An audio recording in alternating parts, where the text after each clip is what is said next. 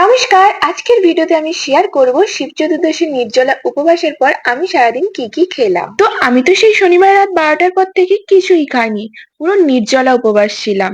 রবিবার ছিল শিব চতুর্দশী, আর ঠাকুরের কৃপায় উপবাসটা ভালোভাবেই সম্পূর্ণ করতে পেরেছি। আর সোমবার যেহেতু চতুর্দশী কাটেনি, তাই সকালে মন্দিরে গিয়ে মহাদেবের মাথায় জল ঢেলে পঞ্চামৃত খেয়ে উপবাস ভাঙলাম। দেন একটু আখের রস খেলাম শরীরটা রিফ্রেশ করার জন্য।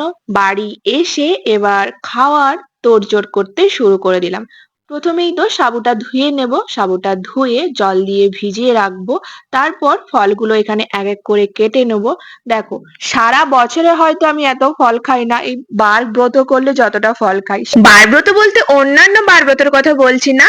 দেখো, শিব ঠাকুরের বার করলে তো অন্যান্য কিছু খাওয়া যায় না, তো এই ফল সাবু এই খেয়েই থাকতে হয়। আর সত্যি বলতে সাবু খেতে আমার অতটাও ভাল লাগে না, তো আর একটা অপশন ফল, তাই ফলটাই খেয়ে থাকি। দেখো, অন্যান্য বারে যখন শিব চতুর্দশীর বার করি, তখন সেই রাতের বেলায় তো উপোস ভেঙে যায়। রাতের বেলা মানে 4 প্রহরের জল ঢালার পর খাওয়া হয়ে যায়, তো সারাদিন আর উপোস করা হয় না। কিন্তু এবারে আমি ঠিক করেই রেখেছিলাম রবিবার সারাদিন উপোস থাকবো, সোমবার মন্দিরে গিয়ে জল ঢেলে তারপর আমি উপোস ভাঙবো।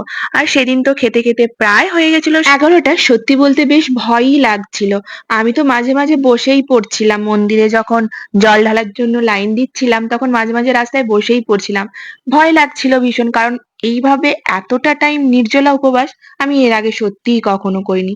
প্রায় একদিনের বেশি এতটা সময়, কিন্তু ঠাকুরের কৃপায় আমি আমার উপবাসটা সম্পূর্ণ করতে পেরেছি। আর এইদিকে তখন তো সাবুতে জল ঢেলে রেখেই ছিলাম, তারপর চিনিটা দিয়ে ভালো করে মেখে নিলাম। আর মা সাবুতে দুধ দিয়ে খাবে না, আমি বাটিতে সাবু নিয়েছিলাম, দুধও দিয়েছিলাম ঠিক, বাট আমি সত্যি এরপরে সাবু খেতে পারিনি। 1 চামচের মতো সাবু খেয়েছিলাম, তারপর যেমন বাটিতে সাবু রাখা ছিল তেমনই রাখা ছিল, আমি আর একটুও সাবু খেতে পারিনি। অনেকে আবার এই সাবু খেতে খুব ভালোবাসে, বারব্রত না করলেও সাবু খায়, বাট আমি এই বার করলে সাবু খাই, না হলে তো একদমই খাই না মানে খেতে পারি না। তাও তো এবারে 1 চামচই খেয়েছি, আর সাবু খেতে পারিনি।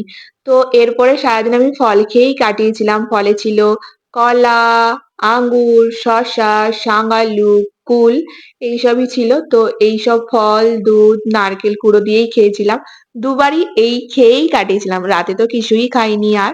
তো আজকের ভিডিওতে এই ছিল শিব চতুর্দশীর উপবাসের পর আমার সারাদিনের খাওয়া দাওয়া। ভিডিওটা যদি তোমাদের ভালো লেগে থাকে একটা লাইক করে দিও, আর আমার চ্যানেলটা সাবস্ক্রাইব করে দিও। আজকের মতো টাটা।